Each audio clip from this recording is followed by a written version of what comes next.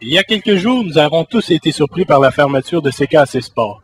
Pour rendre hommage aux JC, Langevin, Grégoire et j'en passe, nous avons formé notre émission. Voici pour les sportifs avec Vincent Larrivée et Mathieu Martel.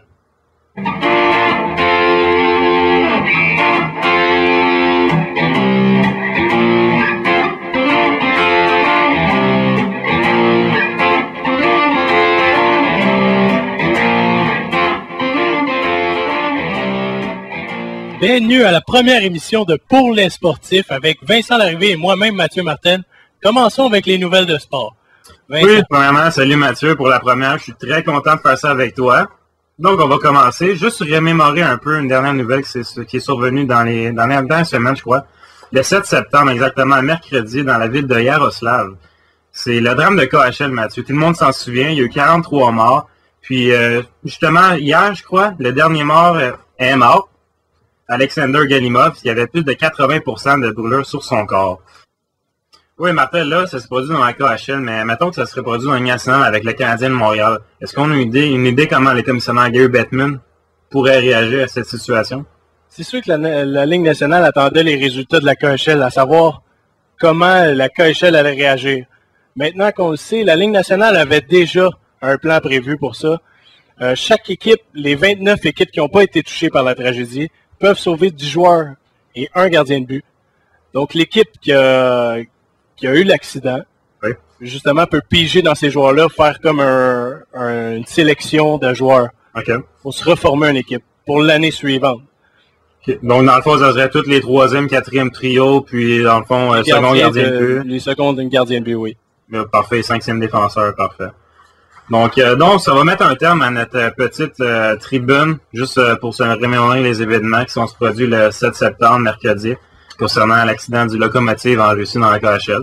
Donc, je pense que Mathieu et moi, on va donner nos plus sincères condoléances à toutes les familles qui ont été touchées. Puis, c'est ça, sur ça, on va enchaîner avec des actualités, on peut dire, plus enjouantes. On va parler du camp des recrues du Canadien. Donc, Mathieu, aujourd'hui, c'était la 2e journée au complexe Centre Bell à Brossard. Je sais pas si tu t'es déplacé, mais moi, je suis déplacé avec ma propre voiture, puis disons que j'ai pas regretté. J'ai pas assisté. Puis la première journée, est-ce que tu as été? Oui, j'ai été. Okay. Dans le fond, le camp des recrues, c'est 31 joueurs, oui. Du 12 au 15 septembre. Entraînement, conditionnement hors glace, simulation de match. OK. Du côté des Canadiens, on a 13 des 31 joueurs que c'est des choix, dont les 3 derniers choix des dernières années, Nathan Beaulieu, Jared Terordi et Louis Leblanc. Oui. Le camp officiel se mettra en branle le vendredi prochain.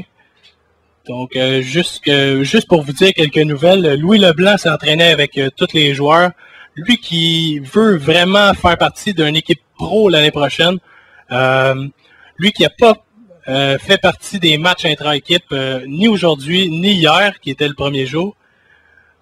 Pour le reste, Nathan Beaulieu qui a été vraiment surpris et content de jouer avec des joueurs de ce niveau-là. On espère pour eux qu'ils pourront percer l'alignement, mais on sait que les Canadiens ont quand même un alignement assez rempli. Oui, ça tu peux bien dire, Martel, parce que j'ai fait l'alignement ce matin au complexe Centre Bell, puis absolument aucune place disponible. Donc, dans le fond, il faut vraiment qu'un joueur déloge un autre joueur, mais comme tu as dit, Nathan Beaulieu et Louis Leblanc, c'est quand même 2 jeunes joueurs, donc je pense pas qu'ils vont faire la formation cette année. Et Beaulieu, à 18 ans, on s'entend que pour aussi un défenseur, surtout que le Canadien a été chercher quand même beaucoup de défenseurs durant la saison morte. Aussi le retour de Yemlin qui brive encore une place aux jeunes. Mais rien n'est perdu pour eux.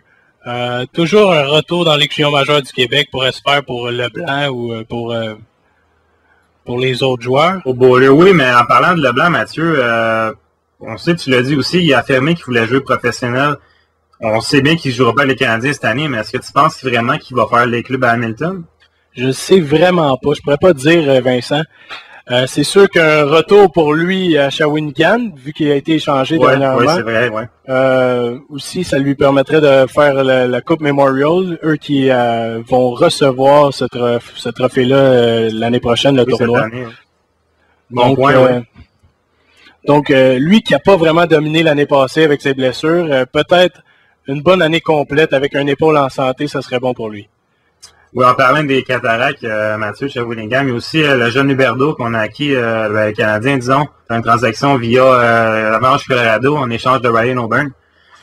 C'est un jeune aussi, c'est pas un choix de première ronde, mais je veux dire, c'est un autre jeune, il y a aussi M. Olivier Archambault, qui a été acquis par les Voltigeurs de Drummondville. Mais parmi ça, je veux dire, à part peut-être Palouchai, qui est pas un jeune, mais quand même un vétéran, je vois pas qui pourrait s'approcher d'une place. Est-ce que tu aurais des noms que, même s'ils ne feraient pas l'alignement, peut-être qu'ils pousseraient jusqu'au dernier match préparatoire ou qui pourraient avoir tenté tintiller l'œil un peu des coachs? On s'entend déjà que l'année passée, le gros des joueurs ont été faits. On parle quand même de David Dernay qui a percé l'alignement, qui sûrement sera de retour l'année prochaine avec l'équipe. Ryan White aussi, avec les départs de Tom Payette. Ça laisse des places sur les trios inférieurs pour ces joueurs-là qui ont réussi à percer l'alignement l'année passée. On espère pour eux qu'ils seront encore de retour cette année, mais c'est quand même, ça serait chose faite pour eux. Ouais, mais tu dis Payette, les joueurs comme ça, c'est quand même pas des joueurs de premier trio, des joueurs de soutien. Est-ce que M. Louis Leblanc voudrait jouer sur un quatrième trio? Je veux dire, c'est quand même un choix de première ronde. Est-ce que, dans le fond, ce serait pas mieux d'attendre puis le mettre sur, mettons, le troisième trio qui va avoir une place, puis d'attendre, ou de le mettre tout de suite sur sa quatrième ligne qui joue 5-6 minutes par match, puis qui n'a pas d'évolution dans le fond? Selon moi, pour Louis Leblanc, c'est un retour dans la Ligue junior majeure du Québec. Ouais, d'accord. Pour avoir une bonne saison complète, avec son épaule en santé, comme je l'ai dit, je me répète, mais faut dominer, faut que tu puisses dominer dans ton calibre avant de pouvoir monter. Et Leblanc ne l'a pas démontré encore pendant les dernières années. Donc, surtout que lui, durant l'été, il était habitué déjà au Centre sportif Bell. Ça fait déjà plusieurs semaines qu'il est de retour. Mais pour lui, je ne crois pas qu'il y ait de place ni à Hamilton, ni avec l'équipe du Canadien de Montréal. Bon, je sais, tu l'as dit, Martel, mais seulement mentionné à tous nos auditeurs, par un internaute, disons, que le camp des recrues se poursuit demain, la 3e journée. Il va s'achever jeudi pour le commencement du vrai camp qui va s'amorcer vendredi.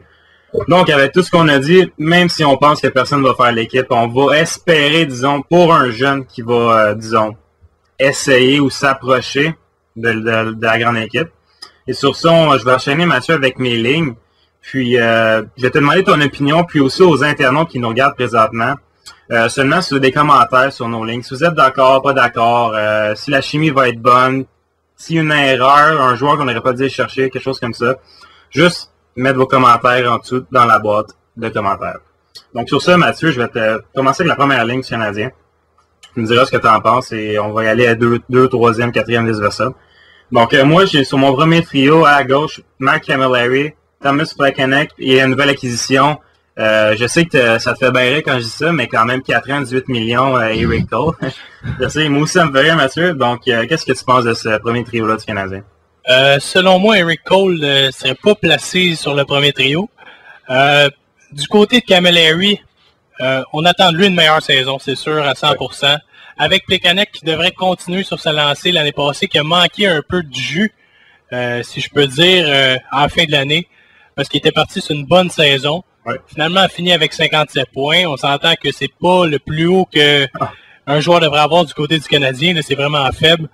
Quand on parle que Wisniewski, qui était un défenseur qui avait 51 points, qui suivait derrière. Donc, pour le premier trio, je suis pas d'accord avec Gomez. Pas Gomez, désolé. Avec Cole.